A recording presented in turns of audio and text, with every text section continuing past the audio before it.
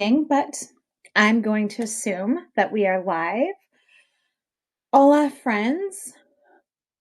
I'm Brandy Marsky. This is day 5 of my 100-day project where I am going live every day for the next 100 days here on my Substack to kind of talk about and give y'all an inside peek of a creative and wild dream life. And today has been like a really slow creative day. I think some of it has to do with the weather.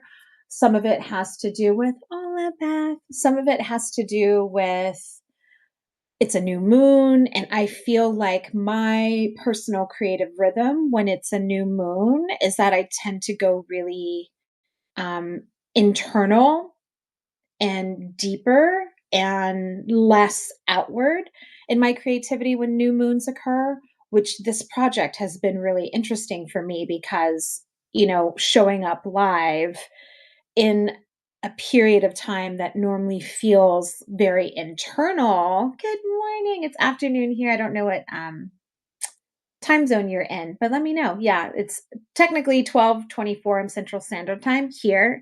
So let me know where you are and what time it is over there too. So normally so I've been learning a lot about myself. One of those things being that how do I navigate the spaces like when I'm feeling internal and my creativity is internal and I'm still committed to projects that require an external component.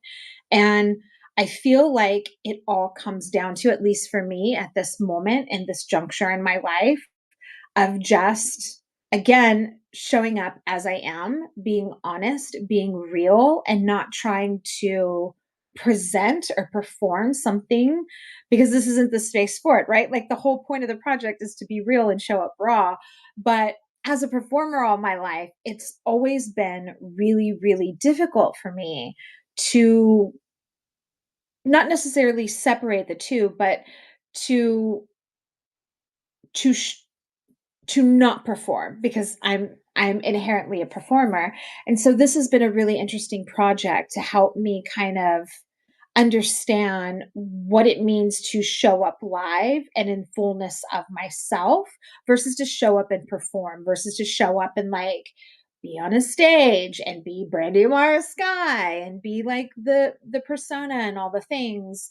Um and so this has been really interesting, and today was interesting because there was a softness to my creativity. And that was a little thing that I was thinking about as I was kind of working through my morning writing practice is that, we have moments in our creative journey where things just need and want to be quiet.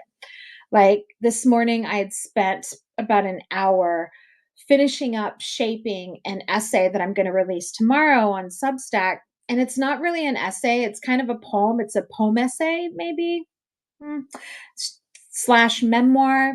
But I spent the morning kind of shaping and curating and crafting it and letting it be what it wants to be, so I can publish it tomorrow. But that's like really quiet and soft work. So when I edit, I'm not one of those like hard red pen scratch through, like, what are you doing kind of editor. I tend to err more on the side of softness. Now, that could also be because I'm in a soft creative space. There are moments where I've had to kill my darlings and like cut out pieces of my writing in a very aggressive manner, to trick myself into doing it because sometimes we don't want to kill our darlings. I mean, they're darlings for a reason, right? So, yeah, it's been a very quiet, creative morning, 10:30 a.m. Washington State. Gotcha, Pacific. So it's been very quiet, very internal. Again, maybe it's the new moon, maybe it's the weather, maybe it's the actual work that I'm working on.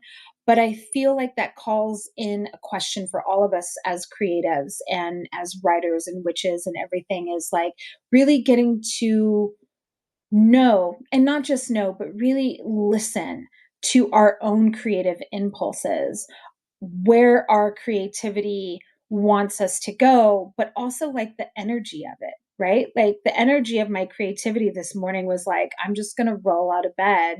I want to roll out of bed into my chair in my robe with, 2 cups of tea. And I just want to write. Like, I want to journal for a little bit. And then I want to, like, maybe I did. I journaled this morning, and then that led me to wanting to pull some cards for the new moon, commune a little bit with my spirit, and then move into creativity, then move into writing, then move into the project that I'm working on. And it's really important for us as creatives to get to know our own internal rhythm, but also understand that that's going to change on a day-to-day basis, sometimes on an hour-to-hour basis, and being okay with that.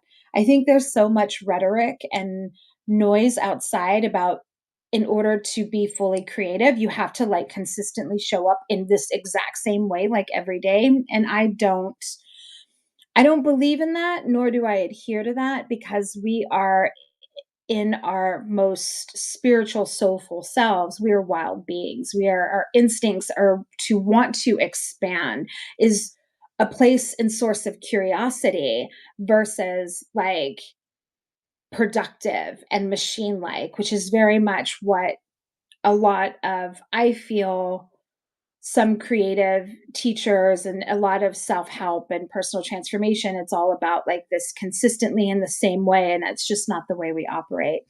And so and this has taken me a long time to get to, because as a Capricorn sun, like I've always felt like I needed to be this way, like consistent in this manner, in order for the work to be good, or in order for me to be a real writer, in order for me to be a real creative. But through conversations with myself, following and allowing myself just like a little bit at a time to follow those creative nudges, those inklings, my intuition, I have kind of fallen into a pattern and rhythm and ritual that works for me creatively.